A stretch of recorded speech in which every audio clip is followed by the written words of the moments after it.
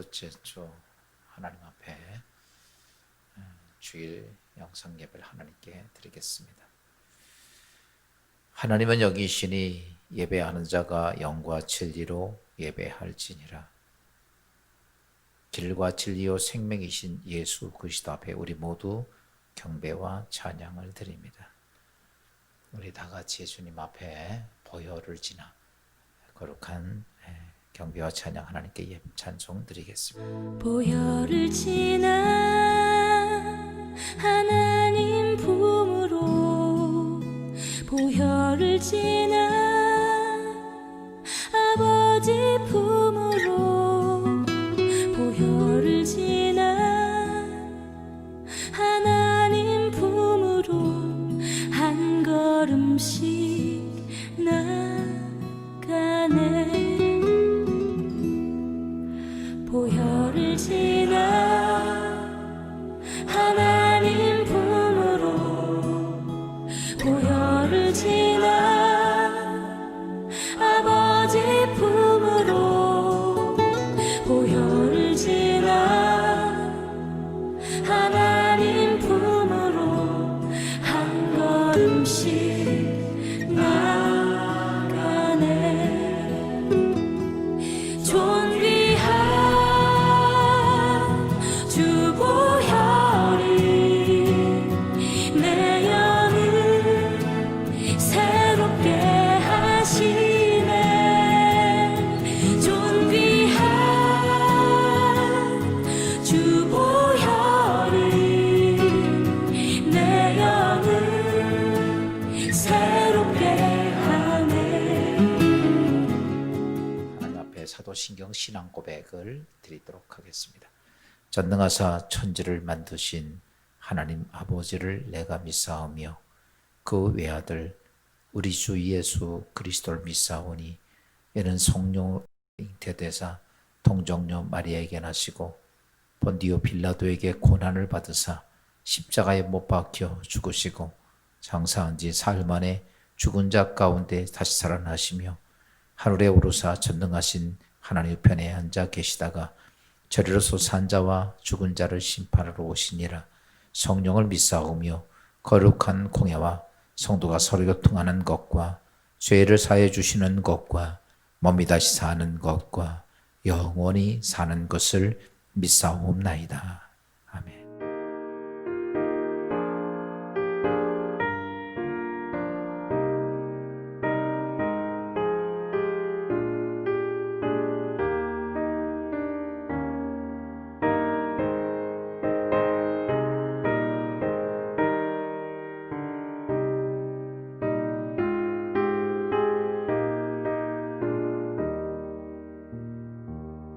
너 예수께 줘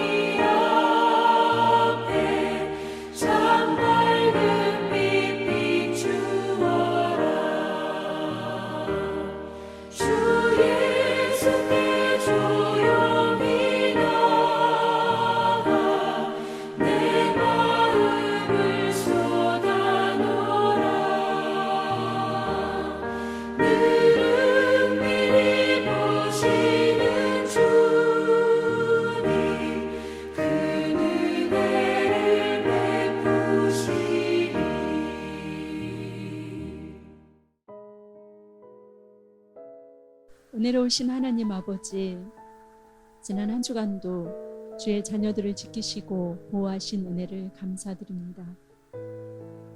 코로나로 인한 염려와 두려움의 물결에 떠밀려 성전을 두고도 올 수 없는 저희들이지만 이 시간 각자의 처소에서 마음 많은 성전을 향하여 예배하고자 주님 앞에 무릎을 꿇습니다. 바람과 파도를 꾸짖어 잠잠케 하시는 주님, 이 시간 예배를 통하여 우리 속에 일고 있는 염려와 근심, 불신과 불평, 무기력과 나태함의 파도를 꾸짖어 잠잠케 하옵소서. 어찌하여 무서워하느냐 말씀하시는 주님의 음성에 오늘도 반응하게 하시고 그리스도 안에서 두려움이 사라지며 참 평안을 얻는 시간 되게 하여 주옵소서. 시끄러운 세상 속에서도 주님의 세미한 음성을 분별하여 듣는 영적인 길을 열어 주옵소서. 하나님, 우리 교회의 미래를 이끌어갈 모든 아이들과 청소년, 청년들을 기억하여 주옵소서. 믿음이 연약한 성도들과 병상에 있는 성도들을 기억하여 주옵소서. 비대면 예배로 바뀌면서 하나님의 말씀을 들을 기회가 적어진 그들에게 하나님의 말씀을 들을 수 있는 기회가 더 많이 주어지게 하옵시고 믿음의 사람들을 붙여 주옵소서. 이 시간 하나님의 말씀을 선포하실 담임 목사님의 영육을 강건하게 붙잡아 주옵소서. 목사님께서 말씀을 선포하실 때에 듣는 모든 이들이 영적으로 육적으로 강건하게 하옵소서. 환경이 열리게 하옵시고 코로나로 인한 두려움에서 자유하게 하여 주옵소서.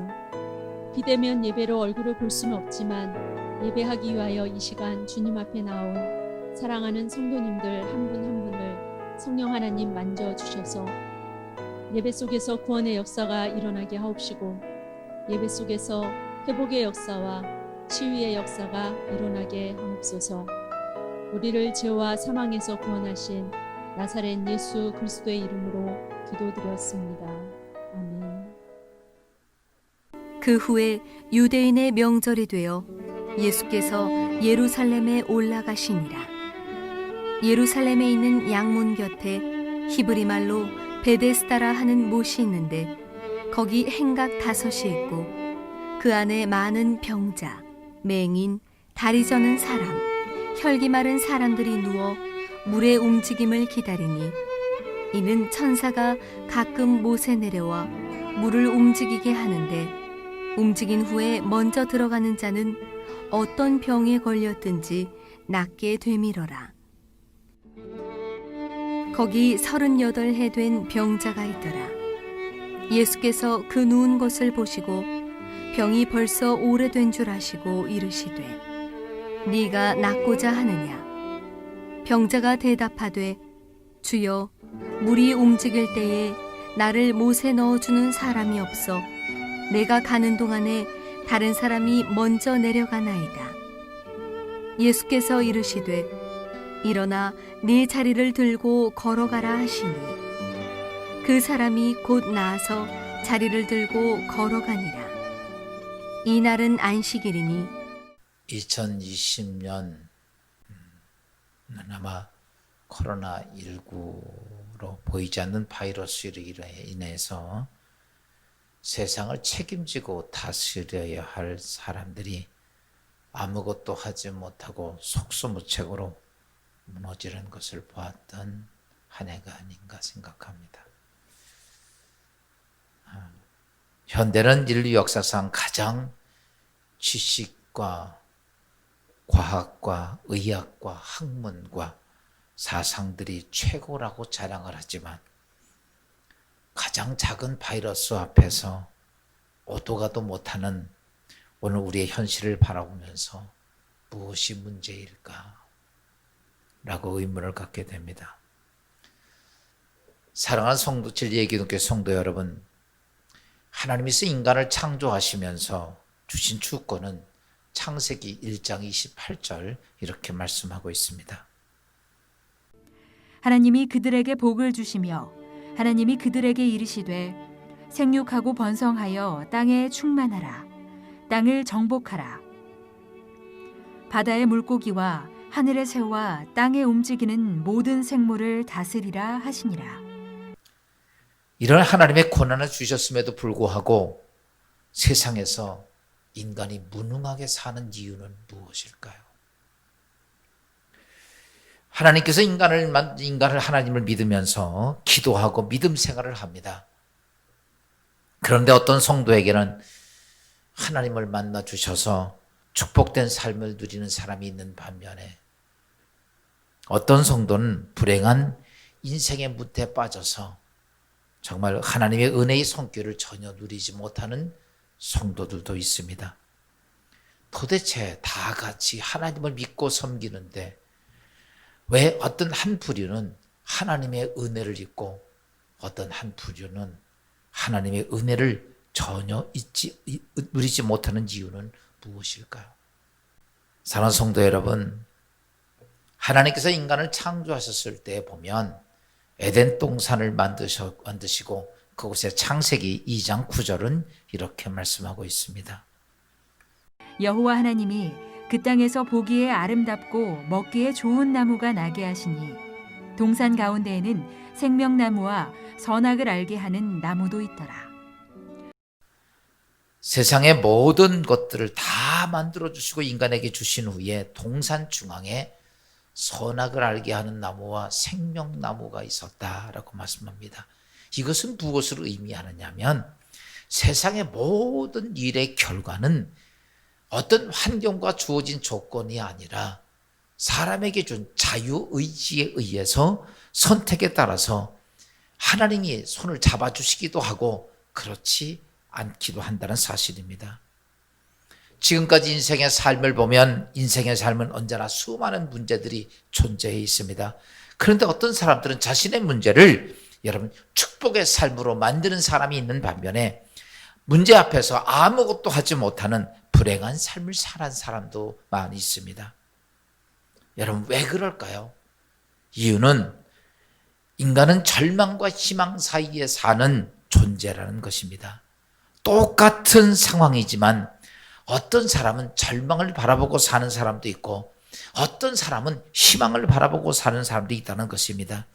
절망을 바라보고 사는 사람의 모습을 보면 항상 이런 생각에 사로잡혀져 있습니다. 난 끝이다. 난 아무것도 할 수 없다. 난 아무것도 없다라고 생각을 합니다. 반면에 희망을 바라보는 사람은 아무것도 없음에도 난 할 수가 있다. 이제부터 다시 시작이다. 하나님 안에서 내가 능치 못한 데 없다고 하는 그런 믿음으로 출발하는 사람들이 있다는 사실입니다. 사랑하는 성도 여러분, 당신은 어떠한 사람입니까? 절망과 희망 사이 속에서 무엇을 바라보고 무엇을 선택하고 삽니까? 오늘 우리가 본문 말씀은 우리가 잘 알고 있는 내용이죠. 예루살렘 성전 옆에 양문 곁에는 베데스다 연못이라는 연못이 있는데 그 연못은 하나님께 제사하기 위해서 제물을 닦는 곳이었습니다.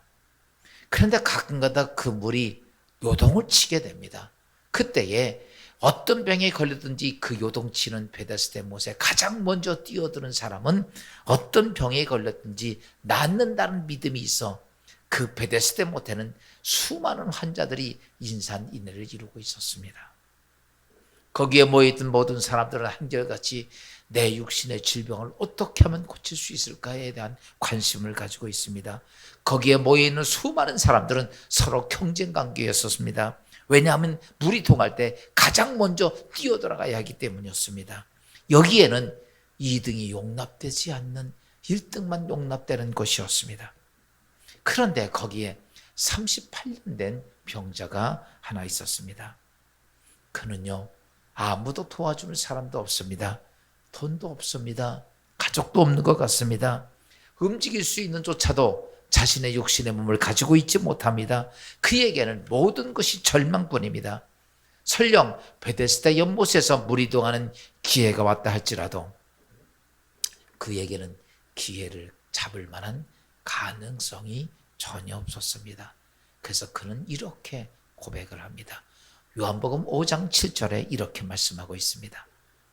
병자가 대답하되 주여, 물이 움직일 때에 나를 못에 넣어주는 사람이 없어 내가 가는 동안에 다른 사람이 먼저 내려가나이다.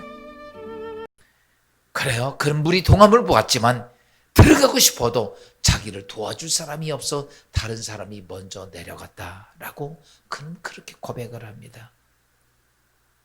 여러분, 베데스다 연못에서는 모든 병을 치료할 수 있는 그런 기회의 모습이 있고 기회의 장소였지만 오늘 이 38년 된 환자에게는 그 베데스다 연못은 절망의 연못이라고 해도 과언이 아닐 것입니다. 그런데 그곳에 하루는 예수 그리스도가 찾아오셨습니다. 이유는 왜 오셨을까? 많은 환자들이 있는데 정말 감당할 수 없는 육신의 질병을 가지고 고통 중에서 하나님을 바라보고 있는 수많은 사람들 때문에 온 것이 아니라 거기에 한 사람 때문에 예수 그리스도는 베데스다 연못에 오셨습니다. 누구였습니까? 절망 가운데서도 희망을 바라보는 한 사람 때문에, 바로 38년 된 이 환자 때문에 예수님이 그곳에 오셨고, 그곳에 오셔서 예수는 그를 만나고 그의 인생의 가장 큰 문제, 질병의 문제를 해결해 주시는 축복을 받게 됩니다. 사랑하는 성도 여러분, 우리는 이 세상에 혼자라고 느낄 때가 참 많습니다. 내가 가장 뒤떨어진 사람이 아닌가 생각할 때도 많이 있습니다. 나에게는 아무나 도움을 줄 수 있는 존재가 아무것도 없다고 생각할 때가 많이 있습니다. 지금 내 삶을 돌아보면 온통 절망뿐이라고만 말할 수 있는 환경이 있을 수도 있습니다. 오늘 우리의 교회의 모습을 돌이켜보면 일제 36년의 강점기나 6.25 전쟁으로 인해 공산주의 치하 속에서를 제외하고는 하나님께 예배드림이 제한된 적은 처음이 아닌가 생각이 듭니다. 그래서 모든 목회자들과 성도들은 교회 위기에 있다라고 이야기를 합니다. 이런 위기에 한국교회가 회복할 수 있을까?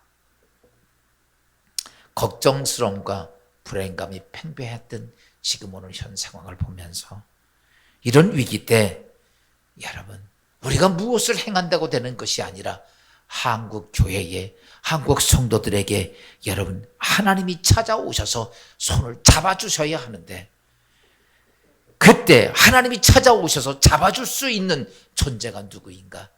절망 가운데서도 희망을 바라보고 있는 사람이었다는 것입니다. 결론을 이렇게 내릴 수 있습니다. 절망 가운데서 희망을 바라볼 수 있다면 하나님은 그에게 오셔서 그에게 손을 잡아주시고, 그리고 하나님은 그의 능력을 그에게 베풀어 주신다는 사실입니다. 그래서 진리기독교의 사랑하는 성도들에게 꼭 부탁드리고 싶은 두 가지 요소가 있습니다. 첫째는 뭐냐면 여러분, 희망을 바라보십시오. 오늘 본문 38년 된 환자는 병이 나을 수 있는 조건이 하나도 없습니다. 그런데도 그는 절망을 바라보지 않고 희망을 바라보고 베데스다 연못에서 있습니다. 모든 사람이 그를 보고 당신은 끝이야, 불가능해, 절대 될 수가 없어, 당신은 기회가 없다고 이야기하지만 그럼에도 불구하고 그런 희망을 바라보고 베데스다 연못에 있습니다. 그러자 인생의 모든 문제를 해결하시는 예수 그리스도가 그를 찾아왔던 것입니다. 우리가 종종 착각하는 것이 있습니다. 우리가 하나님을 찾아가면 만날 수 있을 것이라고 생각합니다. 여러분, 죄인이, 인간이 거룩하신 하나님을 찾아간다고 만날 수 있는 것은 아닙니다. 만나려고 해도 인간은 하나님을 만날 수가 없습니다. 할 수 있는 방법은 하나님이 인간을 찾아오셔야 합니다. 하나님이 나를 찾아오셔야 합니다. 하나님이 교회를 찾아오셔야 한다는 사실입니다. 수많은 사람들이 이 땅에서 하나님을 만나보려고 고행도 하고 수행도 하고 수많은 과정을 거치지만 아무도 하나님을 만난 사람이 없습니다. 그래서 성경은 요한복음 7장 34절 이렇게 말씀하고 있습니다. 너희가 나를 찾아도 만나지 못할 터이요 나 있는 곳에 오지도 못하리라 하시니.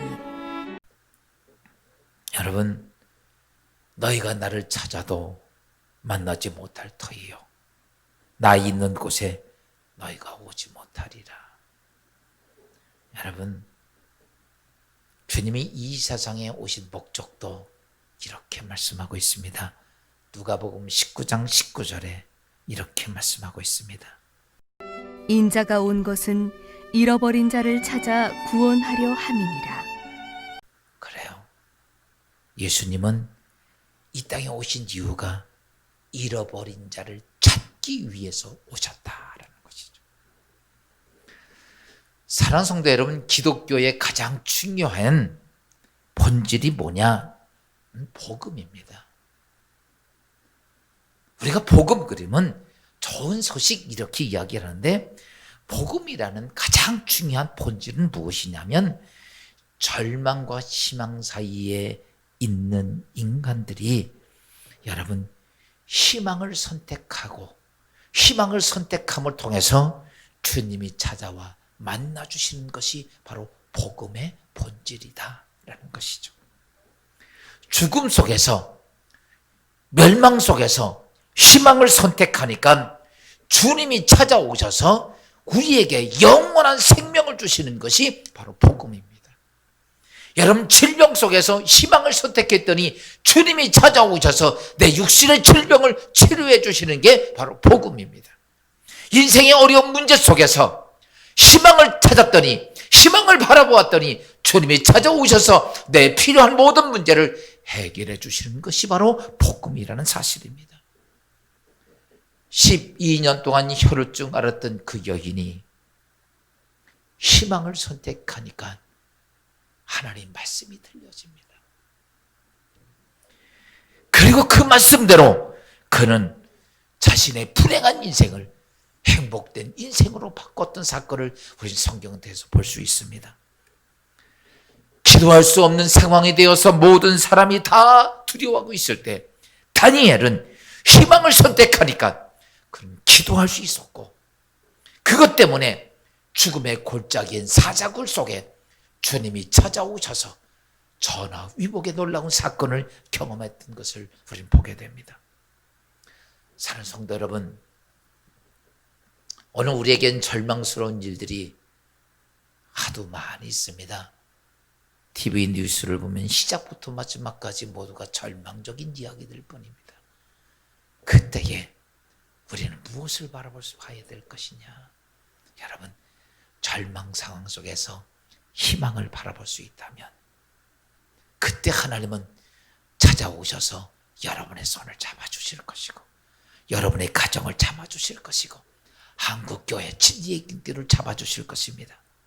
세계적인 위대한 음악가에 있던 핸델이라는 사람들이, 그가 여러분 잘 나갈 때가 아니었습니다. 육신의 질병 때문에 반신불수가 되었습니다.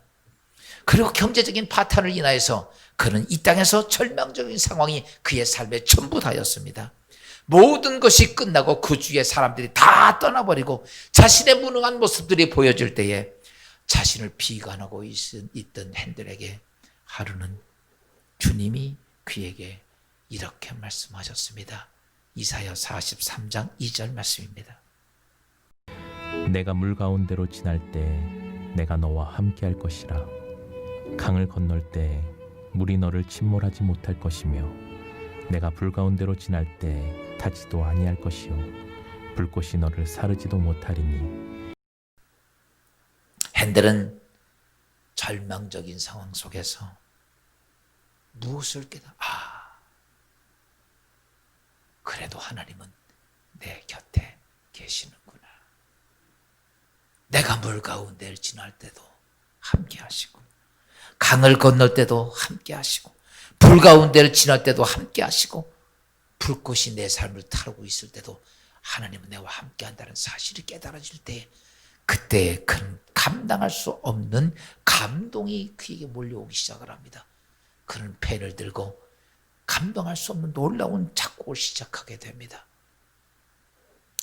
사랑하는 여러분, 그리고 핸델이 그 절망 속에서 희망을 바라보면서 작곡했던 것이 우리가 잘 알고 있는 핸델의 메시아입니다. 여러분, 그 메시아라는 찬양을 들을 때 모든 사람들은 앉아 있을 수가 없어서 자리에서 벌떡 일어나서 그 찬송을 듣게 됩니다. 여러분, 핸델은 이렇게 말합니다.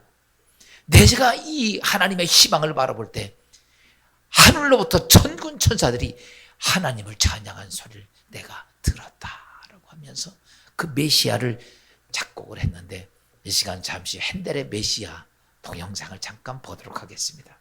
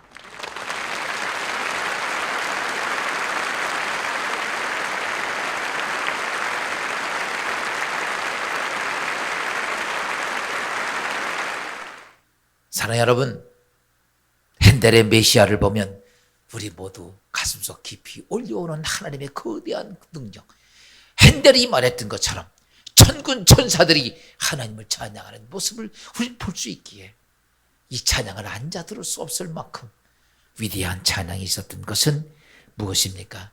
핸델이 절망 속에서 희망을 바라볼 때 하나님이 그의 손을 잡아 잡아주셨기 때문입니다. 두 번째는 우리는 희망을 향해 뚜벅뚜벅 걸어가야 합니다. 하나님은 희망을 선택한 사람에게 찾아와 주셔서 그 일의 주인공이 되게 명령을 하신다는 사실입니다. 오늘 본문 38년 된 환자에게는 이렇게 말씀하고 있습니다. 요한복음 5장 8절에서 9절은 이렇게 말씀하고 있습니다. 예수께서 이르시되 일어나 네 자리를 들고 걸어가라 하시니 그 사람이 곧 나아서 자리를 들고 걸어가니라. 이날은 안식일이니 사랑하는 성도 여러분, 이 환자에게 예수님은 만져서 고쳐준 것이 아닙니다. 약을 주고 치료해 주신 것도 아닙니다. 여러분, 예수님은 그에게 뭐라고 말씀하셨냐면 일어나 내 자리를 들고 걸어가라. 여러분, 오늘 그리스도인들에게 가장 절망스러운 상황이 있지만 절망이 결론은 아닙니다. 그곳에서 눈을 돌이켜 희망을 바라보게 되면 주님은 이렇게 말씀합니다. 내가 너를 주인공이 되게 너를 명령하리라 라고 명령을 하신다는 사실입니다. 종종 우리는 예수를 믿으면서 종종 이렇게 생각합니다. 주님이 나를 도와주실 거야. 참 좋으신 주님께서 내 인생을 복된 길로 인도하실 거야. 내 인생을 편안하게 만들 거라고 생각에 잠겨질 때가 많이 있습니다. 그러나 여러분, 우리의 편안한 생각 때문에 하나님이 내 손을 잡아주시는 것이 아닙니다. 하나님은 여러분의 각자의 삶 속에서 생각의 평안함, 마음의 편안함을 주기 위해서가 아니라 여러분 그 일의 주인공이 되라고 명령을 하십니다. 절망의 자리를 들고 마음 편하게 있는 것이 아니라 절망의 자리를 들고 일어나 걸으라고 말씀하십니다. 절망의 자리를 듣고 한숨 자리에 들고 탄식 자리에 있지 말고 그것을 두고 희망의 주인공이 되도록 너희의 발걸음을 향해 걸어가라고 말씀합니다. 여러분, 아무리 좋은 비싼 종이라 할지라도 울리지 않으면 종의 가치가 없습니다. 아무리 아름다운 노래도 불려지지 않은 건 노래가 아닙니다. 여러분, 희망도 내가 일어서서 뚜벅뚜벅 걷지 못하면 그거는 희망이 아닙니다. 영국 런던의 한 소년이 광장에서 구두 닦기를 합니다. 가장 사람들에게 지저분한 신발을 만지면서 닦으면서 그 소년의 얼굴에는 항상 웃음이 있고 싱글벙글하면서 늘 그런 노래를 부릅니다. 수많은 사람이 그 소녀를 보고 이렇게 말합니다. 야, 구두 닦기 인생이 뭘 그렇게 좋다고 너 흥얼거리고 노래를 하느냐라고 묻습니다. 그때에 이 소녀는 이렇게 말합니다. 선생님, 제가 지금 이 시간에도 저는 인생의 희망을 닦고 있습니다. 내 인생의 희망이 반짝반짝 빛나는 그 순간을 향해 지금도 열심히 닦고 있습니다. 여러분, 그 소녀가 장성해서 올리브 트위스트라고 하는 유명한 작품을 쓴 찰스 디킨스라는 소년입니다. 사랑하는 성도 여러분, 한숨을 내쉬면서 믿음을 자랑하지 마십시오. 불평하면서 내가 하나님을 믿고 있는 사람이라고 다른 사람에게 말씀하지 마십시오. 그리스도인들은, 하나님은 오늘 절망을 바라보고 있는 사람을 향해 손을 내밀지 않습니다. 오늘 낙심하고 한숨을 내쉬고 불평하는 사람을 향해 하나님은 능력의 손길을 그에 찾아와 만나주심도 없다는 사실입니다. 그 미국 필라델피아에 4,000명의 운동장의 관중들이 가득 모여 있는 곳이 있었습니다. 수많은 사람들이 콘서트장처럼 방불할 만한 고화성 환호성 속에 나타난 사람이 있다면 존 표피라고 하는 사람입니다. 그는 태어날 때 양팔이 없이 태어난 사람입니다. 여러분 한번 생각해 보시오. 양팔이 없이 태어난 사람. 그 인생이 무슨 행복이 있고 그에게 무슨 희망이 있습니까? 그런 존 표피의 희망의 메시지를 듣고 싶어 수많은 사람들이 거기에 몰려 존 표피의 희망의 메시지를 듣게 됩니다. 이 시간 우리 존 표피의 희망의 메시지를 잠시 동영상을 통해서 보도록 하겠습니다.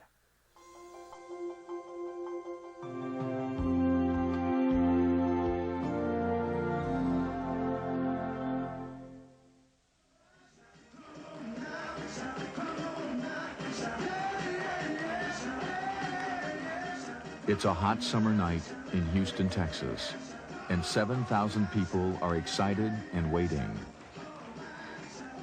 But this is no rock concert. Tonight's main attraction is a young man who's just going to talk. Ladies and gentlemen, help me welcome John Foppe! John Foppe is a motivational speaker with the Zig Ziglar Corporation. He shares his message of hope and perseverance with groups, companies, and organizations around the world. I was born 22 years ago without arms. The doctors don't know why.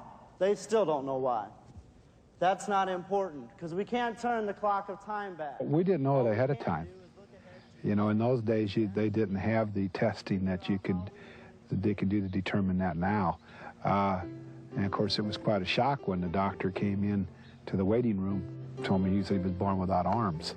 And my reaction was, you know, no arms? I mean, you know, anything there? And he says, no, nothing there. We had the nurse bring the baby in, and I unwrapped him, and I said, thank God he has legs. And I wrapped him back up and handed him to the nurse. Can you imagine? When people ask me, do I feel that God created me without arms? My answer to that is multiple choice, really. That A, either God created me without arms, or B, God created the will within me to overcome the fact that I was born without arms. Either which way, for me, God was involved, and that's good enough for me. At Shriners Hospital, they told us not to put shoes and socks on him, so we always left him barefooted. And well, when you have a little one like this, you'd play with them or you sit them on the table and you'd fan the aunts and uncles over. And there was a toothpick holder on the table, and he picked up toothpicks for the first time in his toes. And that was just a real wonderful moment.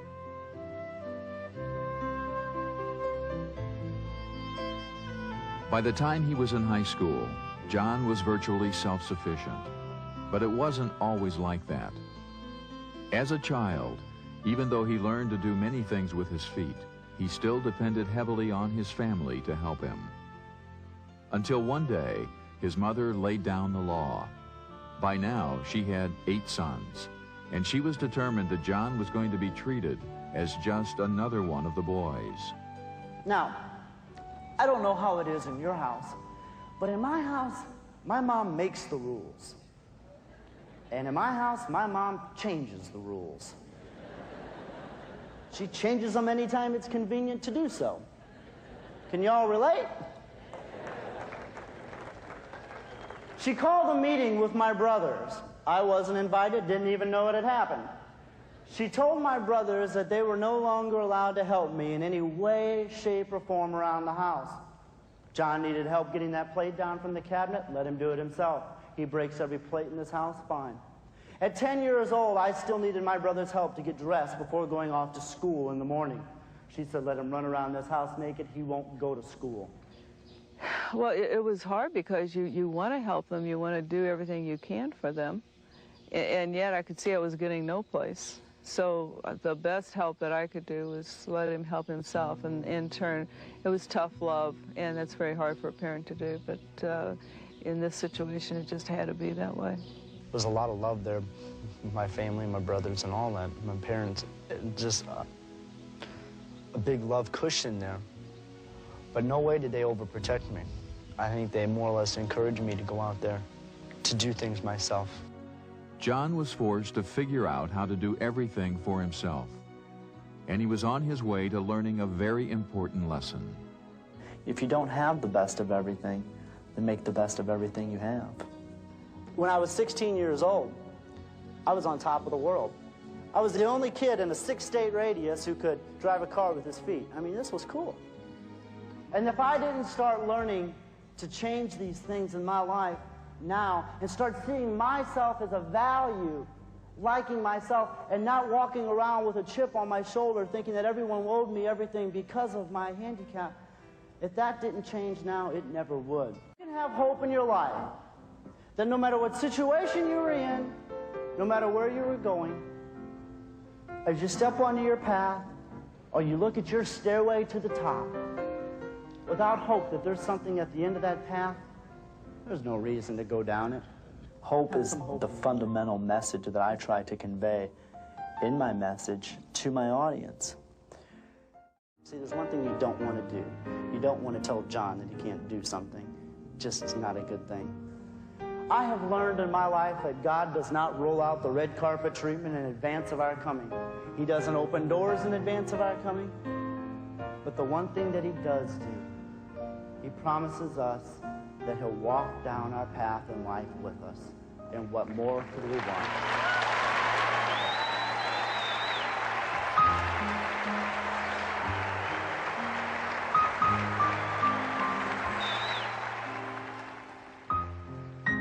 The question is this: as I stand in front of my path and I say, I think I can, I think I can, I think I can. And the answer is, but yes, beginning today, I will. Thank you very much.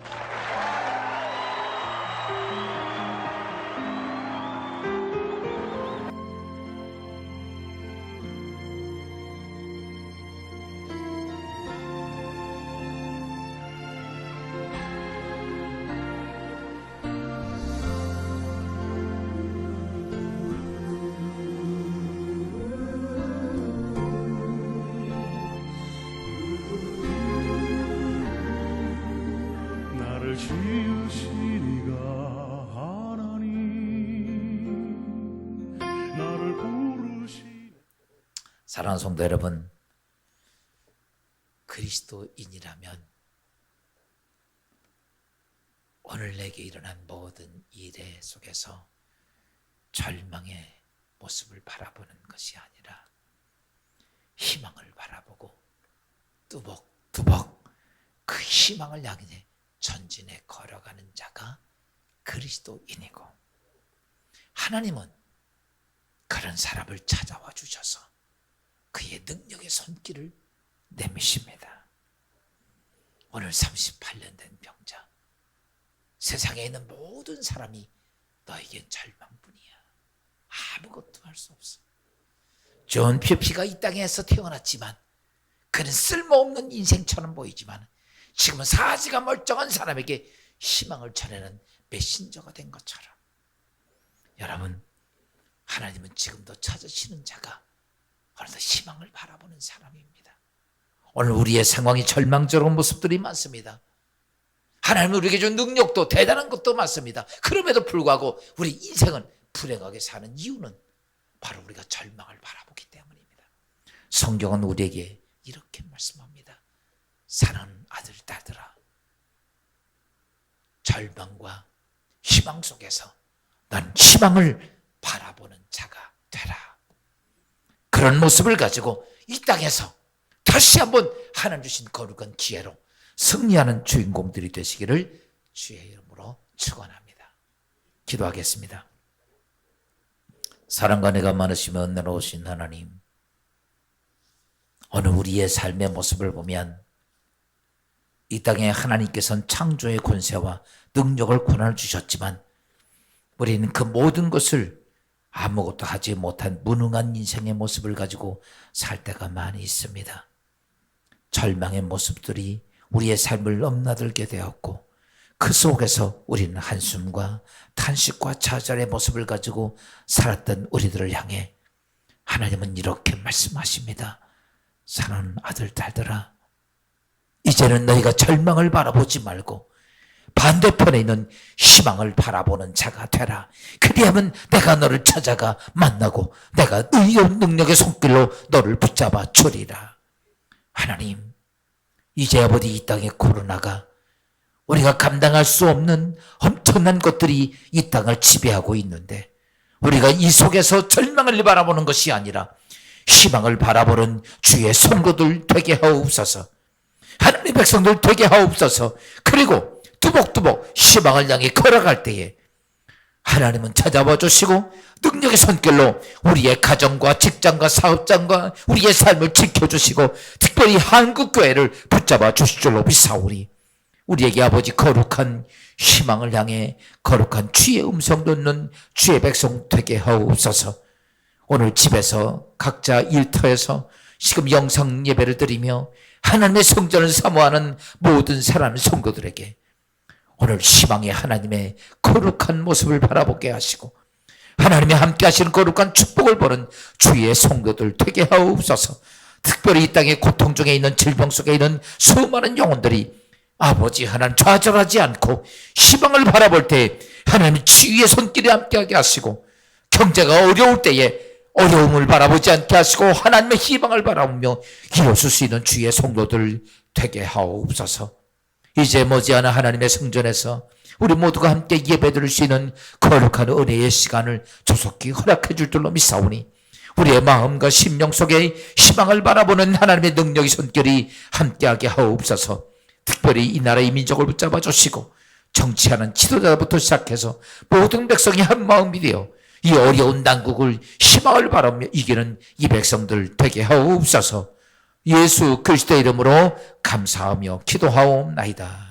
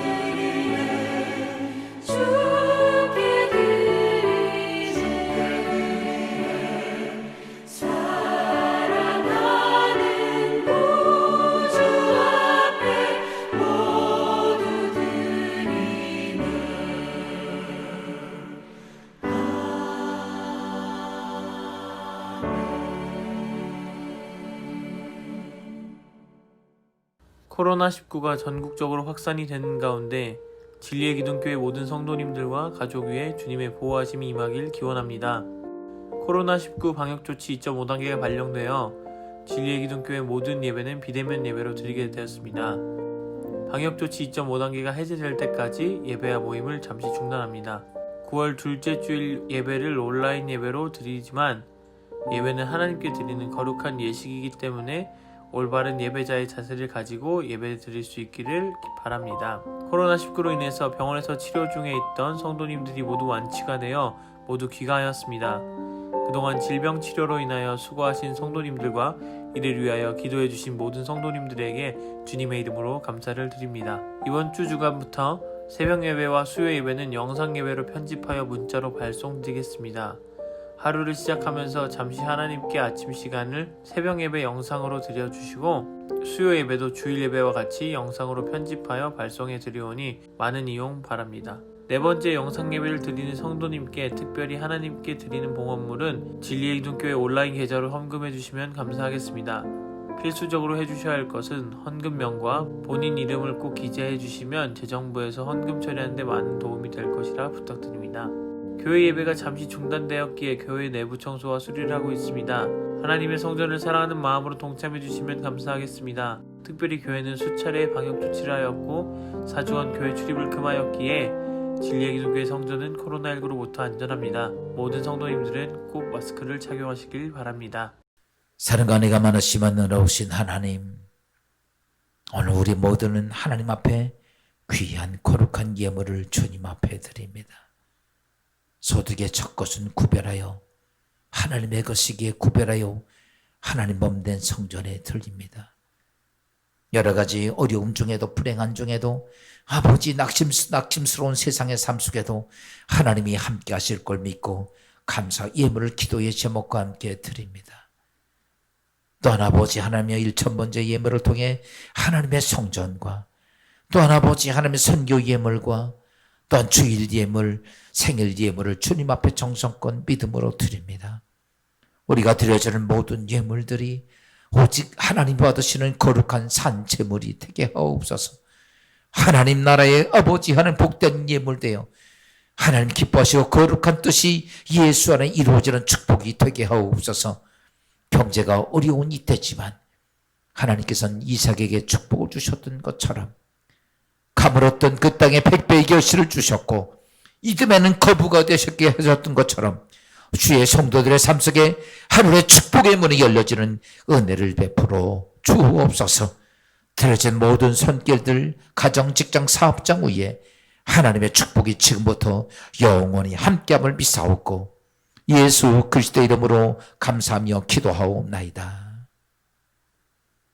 이제는 우리를 죄악 가운데 구원하신 예수 그리스도의 은혜와 아버지 하나님 무한하신 사랑하심과 성령의 감동과 위로하시고 충만하고 교통하심이 오늘 주의 전에서 희망을 바라보고 하나님의 도우심의 손길을 사모하는 모든 주의 성도들 위에 하나님의 교회 위에 이민족 위에 지금부터 영원히 함께 하시기를 축원하옵나이다.